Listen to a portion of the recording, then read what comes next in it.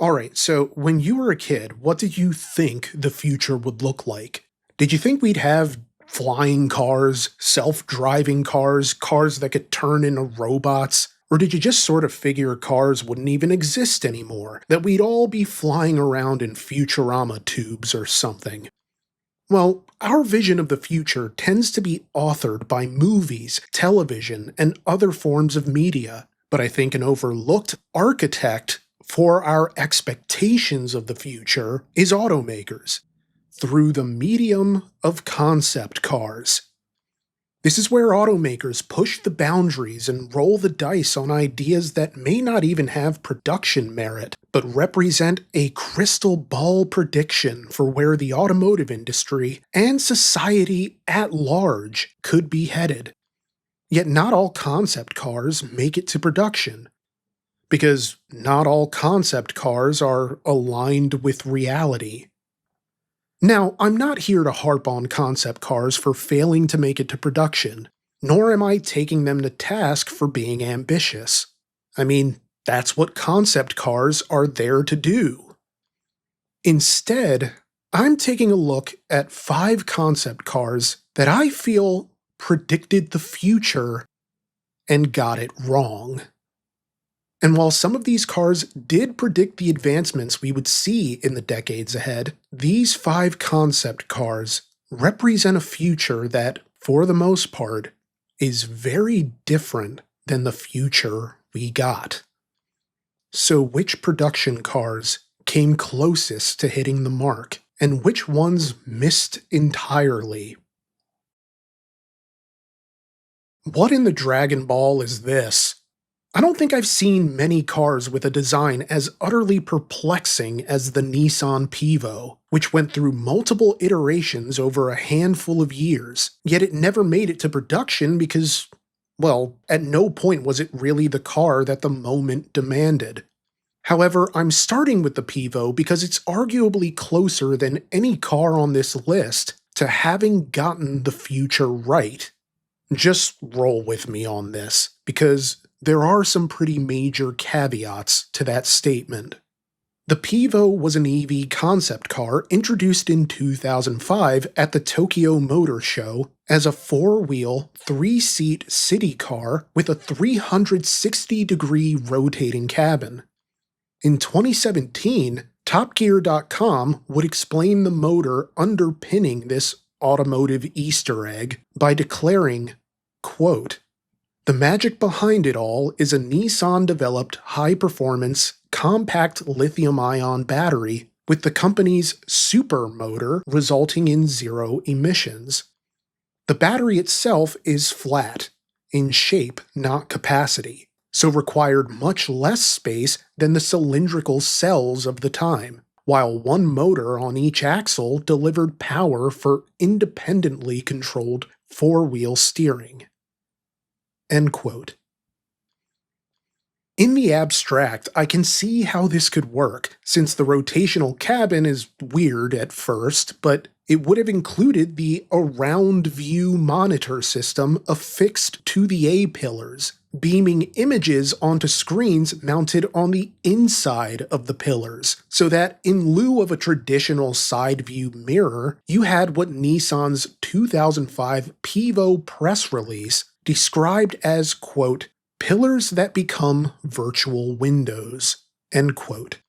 Except this all begs the question of what you're supposed to do if the system glitches out and suddenly those virtual windows aren't working, or there's some kind of lag between the image being projected and the actual position of other vehicles on the road. I mean, side mirrors can't short circuit, they can't lag, they will always present you with a live view of the road, even if you'll still have blind spots when you use them.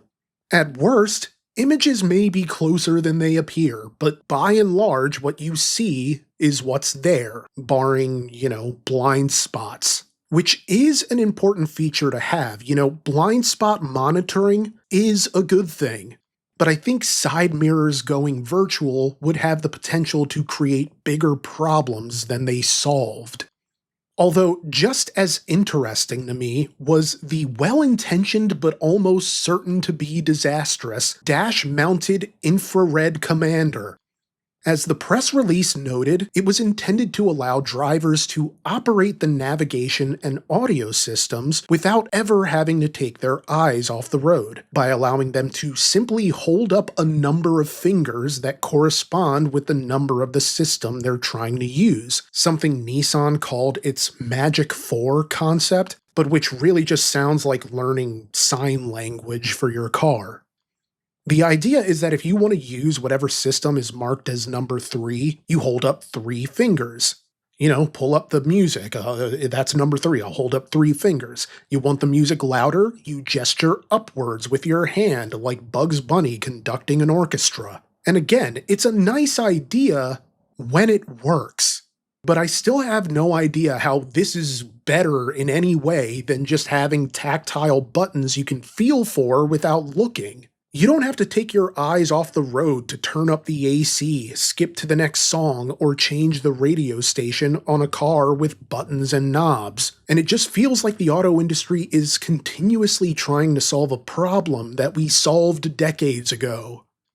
Now, when they updated the design for 2007, it looks like a lot of these features remained, but with some tweaking. The Pivo 2 wasn't just a car whose cabin rotated. Now the wheels did too. Granted, it was 90-degree rotation rather than the 360 degrees of the cabin, but then we're supposed to be driving a car here, not a shopping cart. The primary innovation with the first Pivo, as Nissan put it, was that it, quote, made reversing obsolete, end quote. And this was a continuation of that idea, as each of the 4 wheels are powered by Nissan's advanced electric in-wheel 3D motor, whose 90-degree turn radius functionally allows drivers to crab walk their cars sideways, so that taking your driver's test in a Pivo would be tantamount to cheating. Because parallel parking is no match for a car that can scuttle into place. The path forward for transportation isn't Futurama boom tubes, it's your car walking like Zoidberg. No, that was a terrible Zoidberg impression. The Pivo would also pair you with what Nissan calls a robotic agent, so that, quote, you are never alone in the Pivo 2, end quote. And while I'm sure Nissan intended that to sound reassuring, it comes across more like a primordial version of the driver assistance tech so many people take issue with now, as it can help find the nearest parking, but also control basic vehicle functions. So yeah, practicality and usability are all in the eye of the beholder. Nissan would be a pioneer in the EV production model space with the Nissan Leaf just 2 years later in 2009.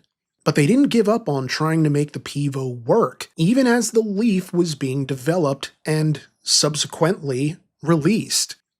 The Pivo 3 made its debut at the Tokyo Motor Show in 2011, and it seems like the primary innovation here was the automated valet parking system that basically lets the car park itself, but only in participating parking lots. So yeah, any innovation that requires infrastructure cooperation is, well, it's still an innovation, but it's going to have a hard time catching on.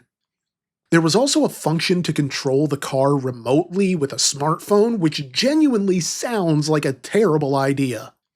Now, I understand that there are cars that can do this already, but I've just never been on board with this, and here it comes across more like a summoning feature. Like if it's nearby, you can call it to your position like your horse in Red Dead Redemption, or really any game where the main mode of transportation is a horse. You weren't going to be able to drive it like an RC car through your phone or anything, but I still feel like having a system that allows for over-the-air control of a vehicle's movement in 2011 is a liability minefield, or it would have been. Yet the press release proudly declares that, quote, Pivo 3 is what Nissan envisions to be a more realistic EV of the near future. End quote.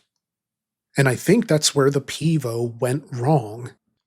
On the one hand, you could plausibly claim that they got it right by predicting that cars would become a lot more like appliances in the future, because that's more or less what a Pivo is, right? You don't drive the Pivo, you use it. It's a boutique transport experience that functions more like a slow cooker, by making your life easier because you don't have to be standing over a hot stove to make dinner. You just toss the ingredients in and go on with your life. But then you don't necessarily enjoy the act of using the slow cooker. It's just convenient. And that's the Pivo.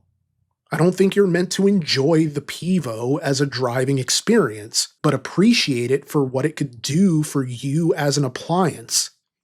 Yet I think another way it kind of gets the future wrong is by assuming we would have a more urbanized future with a more robust EV infrastructure than we actually do. This car is perfect for densely clustered city streets, but it makes less sense if you're not in one of the 4 or 5 major cities where a car like this would actually be practical. Yet I would also argue that the failure here isn't just presuming the future could sustain a market of semi-autonomous Nimbus clouds, but by assuming that the solution to a better car is to build one that doesn't feel like a car at all. Just a rolling Tide Pod, as frictionless and smooth as a Ken doll's nether region. Harley Earl is arguably the greatest American automotive designer of all time, if for no other reason than for bringing us the Corvette. I talked about him at length in the complete history of the Corvette, and I really can't overstate the man's influence in American automotive history. But unfortunately, they can't all be hits. Case in point, the GM Firebird concept. Like the Pivo some 50 years later, this too would go through multiple iterations. By 1953, General Motors had been researching the potential for a gas turbine powered car for years, but with the notable catch that at no point did they really care whether or not it was fast or powerful, only whether or not it was viable. So Harley Earl and his team set out designing a car whose appearance took shape around its intended powertrain, looking for all the world like a fighter jet painted on the side of an arcade cabinet somewhere. And with good reason, since the car's appearance was supposedly inspired by the Douglas F-4D Skyray, a carrier-based supersonic interceptor.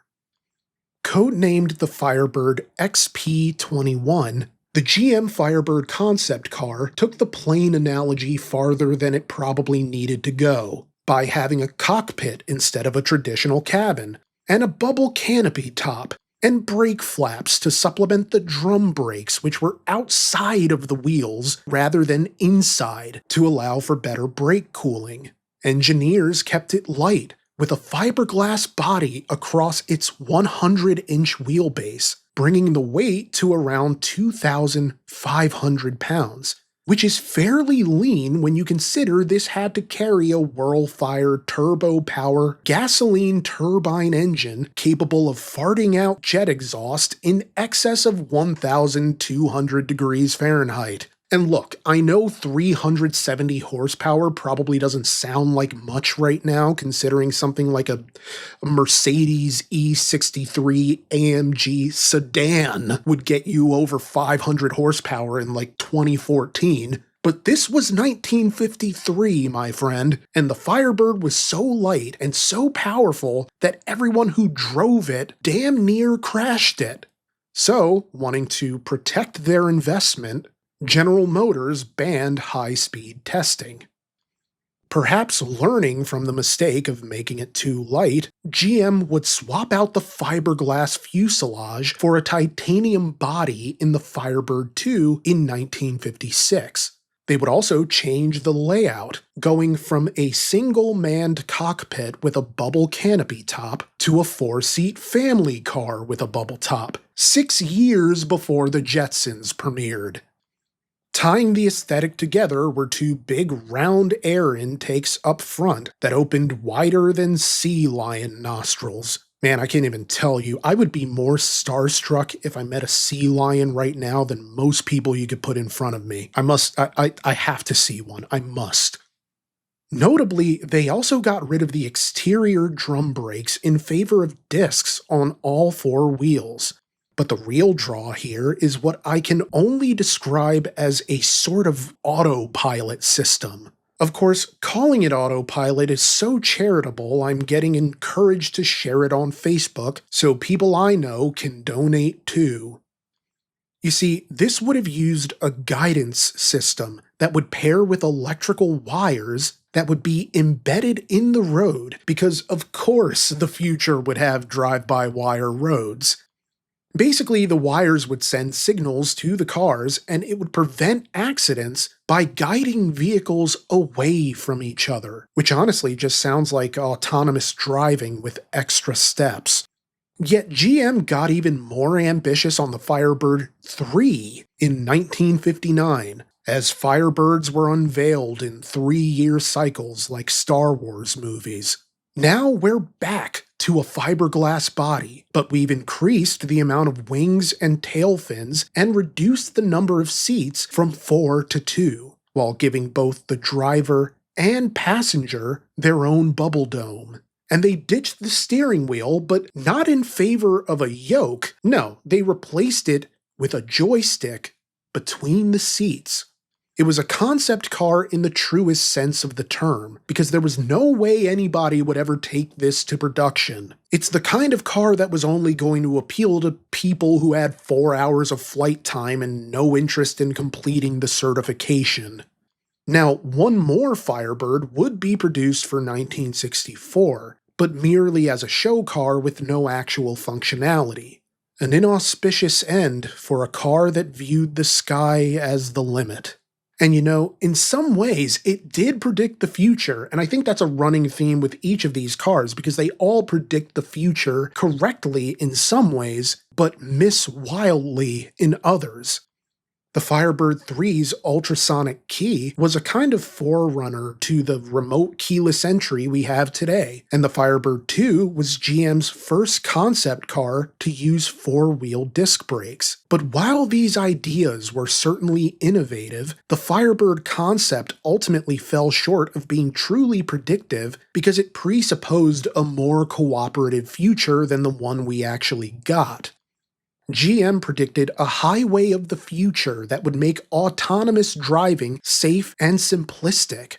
But that's not the future that occurred, because there's no way to get that futuristic highway system without automakers en masse agreeing to make cars for it, and the government approving that road, and taxpayers subsidizing it. In a way, that futuristic highway would have made more sense to start building back when the Firebird was first conceived, since construction on the interstate highway system didn't even begin until 1956, so it could have been implemented into the roads during construction, rather than later when we would have to spend hundreds of millions of dollars to add it on. But even if the highway of the future had been built, there's no guarantee that cars would have gotten larger, longer, and winged rather than more compact. Driving can sometimes be a game of inches, and you'll encounter obstacles on the road that you wouldn't encounter in the sky, like curbs, potholes, other cars, and other people. The Firebird was simultaneously too much car to safely operate, yet not enough car to ever be practical to any American who ever needed to pick up groceries or carpool to work. But then, in its defense, it was only ever a tech demo. Yet it was a tech demo that got it wrong by promising a future influenced by an engineering-forward, tech-focused, innovation-inspired vision. And that kinda didn't happen. Because the auto industry loves to innovate, but only as long as it doesn't cut into their margins. And I doubt anything even close to the Firebird could have existed without costing more money than it could ever have brought in. However, the Firebird does live on in a way, as a model of the Firebird 1 sits atop the Harley J. Earl Trophy presented to the winner of the Daytona 500 each year. I like the Cadillac Cyclone. I wish it were real. It shares some of the GM Firebird's jet-like styling cues, which shouldn't be surprising since this was also designed by the great Harley Earl. And maybe I spoke too soon about the Pivo, because I think this also came really close to getting the future right. Case in point, it had a radar crash avoidance system, some 50 years before any production car. Unveiled in 1959, the Cadillac Cyclone featured a radar crash avoidance system that was embedded inside its most striking visual feature: the black tips on the ends of these missile-shaped columns on either side of the grille. Known unofficially as Dagmar bumpers, these were also the brainchild of Harley Earl, with the goal of resembling artillery shells to give off vibes of power and velocity. However, you could argue that it's not really what people thought of when they saw these bumpers, as evidenced by the fact that the slang term Dagmar bumpers caught on in the first place. The name was a reference to Virginia Ruth Jenny Lewis, one of the pioneering women of the early age of television. She went by the professional name of Dagmar and had become known as a sort of buxom TV personality with cone-shaped bras. So when people saw these big, pointy tips, their mind immediately returned to the gutter whence it came. Although to be fair, Dagmar was supposedly tickled by the tribute, unofficial though it was, because I doubt Harley Earl wanted people thinking about women's undergarments when he designed this car. Yet that's neither here nor there, because the real draw wasn't so much the Dagmar bumpers, but the technology they concealed. But they weren't the only technological innovation, as this car also featured sliding power-operated doors and an automatic bubble-top canopy with a UV-blocking silver coating. So yeah, this car was really cool. But then, for everything it got right, how did this get the future wrong? Well, in my opinion, I feel like it presumed that safety would be more ostentatious than it ended up being. Real automotive safety isn't this loud, it's not this flamboyant. For the most part, you don't even see automotive safety. Automotive safety is stuff like crumple zones, driver assistance tech, electronic stability control, ABS, airbags, it's reinforced pillars and panels and other structural components. Real automotive safety isn't entirely invisible, but it's not front and center either. It's kinda subtle. The Cyclone was a lot of things, but you can't credibly accuse it of subtlety. The future is far more boring looking than Harley Earl envisioned, and that's where the Cyclone goes wrong. Notably, this would be Harley Earl's last concept car prior to his 1958 retirement, upon reaching GM's mandatory retirement age of 65. And as far as concept cars go, I don't think this was a bad way to go out. Because if nothing else, it captured the forward-thinking spirit that had defined his career and helped shape the design language of the American automotive industry. In a way, the Cyclone didn't need to predict the future because its creator was already helping to define what that future looked like. No, this is not a rejected design for Adam West's Batmobile, although you could be forgiven for thinking so. This right here is the Ford Nucleon, a car whose vision is right there in the name. A vehicle powered through nuclear propulsion similar to nuclear submarines of the time, featuring, quote, a power capsule suspended between twin booms at the rear which would contain a radioactive core providing motive power, end quote, It was conceived by Ford's styling director, George W. Walker, with the understanding that atomic-powered cars made no sense at the time, but that anticipated scientific advancements and developments in things like metallurgy could make the car more practical than the pipe dream it was when it was developed in 1957. As Walker would tell the Miami Herald in March 1958, quote, "The Nucleon was styled on the assumption that the present bulkiness and weight of nuclear reactors and attendant shielding will someday be reduced. It seems reasonable to suppose that engineers eventually will discover a way to make this weight reduction possible." End quote.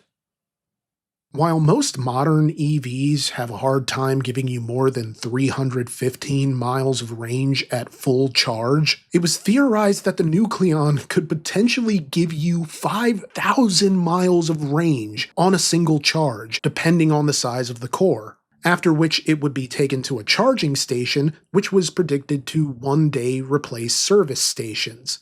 And in that sense, that was the kind of bold prediction that actually sort of paid off, as charging stations continue to increase throughout the country, even as infrastructure is taking longer to develop than I think people in 1957 would have imagined. So more about the powertrain.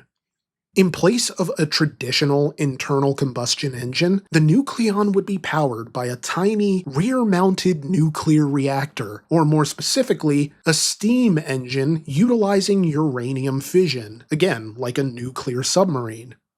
Author Alan Bellows would elaborate on the Nucleon's powertrain in 2009, writing, quote, "Because the power plant was an interchangeable component, owners would have the freedom to select a reactor configuration based on their personal needs, ranging anywhere from a souped-up uranium guzzler to a low-torque, high-mileage version. And without the noisy internal combustion and exhaust of conventional cars, the Nucleon would be relatively quiet, emitting little more than a turbine whine." End quote. But where this Cold War Batmobile got it wrong wasn't by assuming that one day people wouldn't be so reliant on gasoline, but by assuming that an onboard nuclear reactor would be the thing to replace it. However, in the Nucleon's defense, this was only ever developed as a scale model. Nobody at Ford was approaching this from the standpoint of eventual mass production. As described in a June 1957 profile of the Ford family, the Nucleon was boiled down to little more than, quote, "an advanced notion of the automotive future," end quote. I mean, this was whipped up at a time when kids were still doing duck and cover drills in classrooms across America, and I think the solution to certain Cold War-era tensions was to envision a future not only displaying technological advancement, but maximum efficiency through raw power. Yet the future we actually got privileged other things that I don't think the Nucleon really took into account. People wanted big cars, sure, but I don't know that they wanted long cars. I mean, not anymore, unless we really are in a Xerox future where everything that becomes popular tends to be a copy of what came before, and everything old is new again. But by and large, the current auto market privileges safety, packaging and presentation, infrastructure, emissions, reliability, and affordability. Even if the technology was there to make a Nucleon a reality today, I'm still not sure people would buy it because the nuclear branding is, well, nuclear. The Nucleon assumed that people would have greater, lasting trust in nuclear power and its applications to everyday life. But atomic energy wouldn't always have the best press agent, so to speak. People became more and more aware over time just the kinds of danger that not only nuclear energy presented, but that nuclear waste could cause. Ford's presumption that nuclear reactors would eventually get small enough for this type of car to be feasible would have required our space-age optimism to last longer than it did. However, a running theme of these cars, if you haven't already picked up on it by now, is that they got the future wrong due to one simple, unassailable condition of the human mind. They were simply too optimistic. They believed in progress. They believed in the cooperation of society. They believed in linear time without regression, and that wages would rise to meet the moment, so that cost wouldn't be the sole motivating factor in whether or not a car gets purchased, and profit wouldn't be the deciding factor in whether or not a car gets made in the first place. In the grand scheme of things, there are far worse reasons to fail.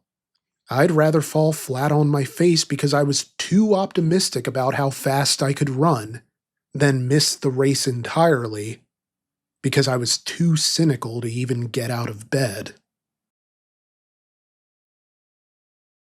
I really didn't plan on this video being so GM heavy when I first started research for it last month, but I found that General Motors poured a lot of time and energy into cars that, while not entirely viable, definitely had some concepts with production potential, even if that potential ultimately went unrealized. And I think the best case is the last car on my self-imposed 5-car limit, the GM Highwire. The Highwire was unveiled in January 2022 as a hydrogen fuel cell car utilizing a drive-by-wire system, which gives us the origin of its name. Highwire is short for hydrogen drive-by-wire. But perhaps the most curious detail is that General Motors didn't pick the name. A group of kids aged 6 to 15 did. And Highwire won out over suggestions like the Wild Card, the Moonshot, the Jetson, and the Volt. Could you imagine a car named the Volt? Ugh. So already this went more smoothly than the naming for the Edsel did. Now, General Motors truly did believe that they could produce a viable production model by 2010, which is so optimistic you probably had to wear sunglasses around GM executives to avoid being blinded by the sunshine and rainbows leaking out of every one of their open pores. The Highwire featured a front-wheel drive setup with 3 hydrogen tanks in the center and a rear-mounted fuel stack consisting of roughly 200 single fuel cells. All of this was paired with a 3-phase electric motor capable of topping out at around 173 brake horsepower. Yet the power delivery wasn't necessarily the only major function on display. This would run on the GM Autonomy skateboard platform, which allowed for the aforementioned engineering versatility, because all of the propulsion systems were compartmented into the flat skateboard configuration, meaning you could put any body style you wanted on this platform without interfering with any of its performance components. The only things that really changed were cabin size and seat placement. But that's not all. You see, the Highwire utilized a by-wire technology for steering and braking known as X-Drive. Not to be confused with the BMW system by the same name, this created an almost motorcycle-adjacent operation for steering, braking, and acceleration, as everything would be controlled from hand grips. But the twist here is that these hand grips could be mounted virtually anywhere in the cabin. As author Richard Dredge would note in an article for Below the Radar, this car could be converted from left-hand drive to right-hand drive in just 10 seconds. And this type of modular flexibility would continue in subsequent iterations of the Highwire, with seats capable of swapping so that now the driver is the passenger, or the passenger is now sitting behind the driver. It's probably one of the most modular concept cars ever built because nothing was really fixed in place. But what I find fascinating here is that, perhaps more than any car on this list, the Highwire actually looks like a car of its time, even if just 11 minutes into the future, you know? It's not some wild swing for the fences of what could conceivably be accepted by the public aesthetically. And believe it or not, this was fully drivable in concept form. So in that sense, I could kind of understand how GM might be confident that we would crack hydrogen fuel cell technology for production cars within the decade. But I think where the high wire ultimately failed to get the future right was in the obvious assumption that hydrogen fuel cell technology would be farther along than it is right now. We are almost 20 years removed from the date at which GM thought they could get a high wire to market, but it doesn't feel like we're all that close to a broader commercial acceptance of hydrogen fuel cell technology. Even with EVs becoming more common and hybrids arguably being as popular as ever, I have a hard time believing people would jump on board with hydrogen fuel cell technology in such a way that any company wouldn't be eating years of losses before it took off with the general public. But I think another miscalculation was that consumers would want a sort of Mr. Potato Head flexibility when it came to their car architecture. You know, us in car culture are used to modified cars. They're not really that surprising. But to the general public, I mean, flexibility is cool, and as an idea, I actually really like this concept and wish it had succeeded, but I think people are so used to cars having a fixed platform with fixed architecture that they would have rejected a concept this alien, especially because its flexibility likely would have included additional concerns about cost and safety. Like, how sturdy could this thing possibly be if you can just swap out pieces of the body so easily? And how much is it going to set me back if I decide I want this to be a minivan? And maybe that wouldn't have been how the high wire ultimately functioned in production form. But I do think this would have required more of a philosophical buy-in from the public than EVs did, since it's just so far afield of what the general public believes a car to be, even as it looks more like a car than most concepts. I think this might actually be the most noble failure on the list, because it envisioned a sustainable future where the car still functioned as a form of expression, serving the social and cultural forms of identity that cars have often represented, while still allowing for a driving experience you might actually enjoy having. So while GM ultimately found moving forward to no longer be viable due to things like, production costs and lack of hydrogen fueling infrastructure, I can honestly say I admire the decision to pursue this in the first place. The optimism of its construction represents a more hopeful future, and poignantly, I want to believe we could get there. Ultimately, concept cars might not get the future right, but they represent forward-facing optimism, because they presume a future that is often more progressive and scientifically advanced than we might end up getting. But then that's how the future happens. People need to envision those possibilities and make those leaps and internalize that such a future is capable of being realized, because otherwise we just stagnate. Things appear to be new without ever actually being new. They just get a fresh coat of paint. They look shinier. Innovation can't exist without risk. True innovation needs to hold space for the possibility that you could get it wrong. And only by going back to the drawing board again and again can an idea flourish into something capable of actual change. And change is what's needed to make that far-flung, dream-like future a reality. But what do you think?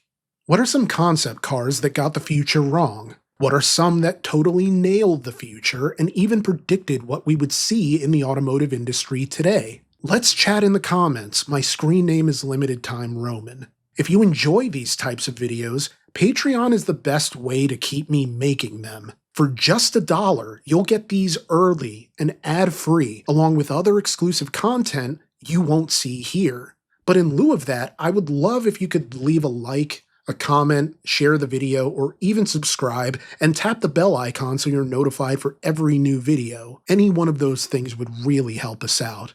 Merch links are in the description, so definitely check those out. But all in all, Thank you so much for just watching and have an outstanding rest of your week.